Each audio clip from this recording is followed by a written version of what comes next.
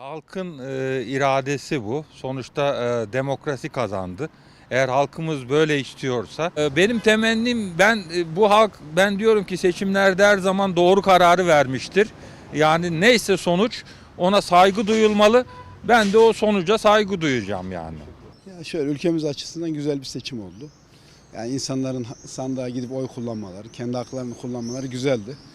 Vallahi iyi oldu yani. İyi oldu. İnşallah bu sefer Erdoğan kazanır. Daha fazla alır. Bence Tayyip Erdoğan çok alır. Bence. Ölene kadar da yine arkasındayız. Yine reisin arkasındayız. Ölmezdik. Ayaktayız, yıkılmadık. Vallahi Cumhurbaşkanımız iyi. Seviyoruz onu. Vallahi iyidir işte, hayırlı olsun. Güle güle kazanmış adam.